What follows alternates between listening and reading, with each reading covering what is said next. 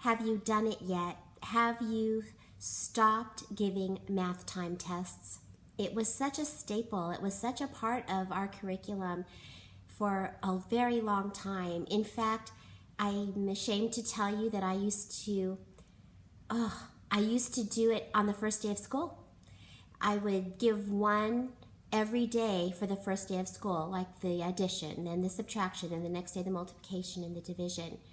And this is when I was teaching at a California distinguished school. It's what we thought was best practices at the time, but we now know that it is not. Time tests provide weak data. They are emotionally damaging to many students.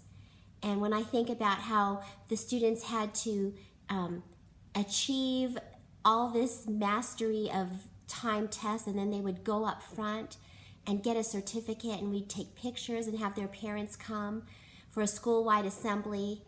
And there were those students of mine who I knew would never achieve that sense of accomplishment. And how I wish I could go back and fix what I had done, but we just do the best that we can with the knowledge that we have at the time. And I pray that someone along the line with those students that I hurt potentially has been able to clean up my mess. But I wonder how you're doing with your time tests. Are you able to see other ways of assessing?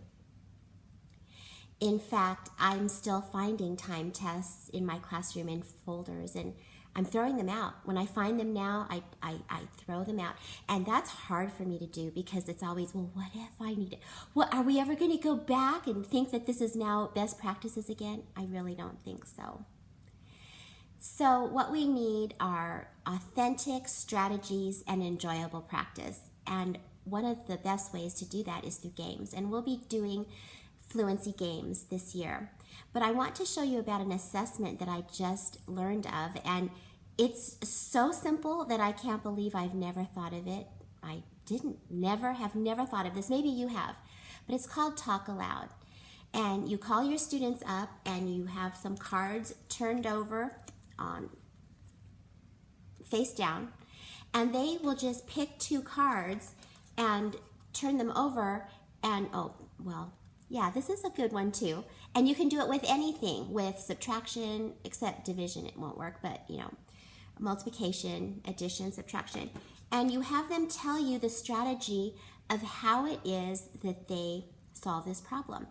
And very quickly, we can see what strategies they use. Are they counting on their fingers, which is a strategy?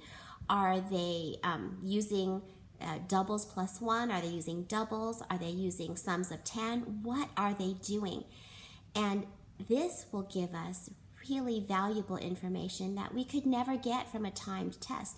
When they write, 6 times 4 is 24, we don't know how they did that, but this will tell us that information. Now, time is always the issue, isn't it? How am I supposed to do this for all of my students? But even with just a couple minutes for each student, we can see some of their thinking. So, when I'm assessing students, like when I'm doing running records for language arts, I'll break my rule of reading during dear time, and during dear time, I will call students up to assess. And then while they're playing games, while they're doing their independent games or even tiling activities, I can call students one at a time and do this. It's hard because when they're doing games, I want to be doing games with them because that's when I really see how they're thinking. But I'm still learning how they think. I'm just doing it one-on-one. So I'm going to try this week, Talk Aloud, and in the weeks to come, and I'm really looking forward to learning what strategies my students are using to solve these math problems.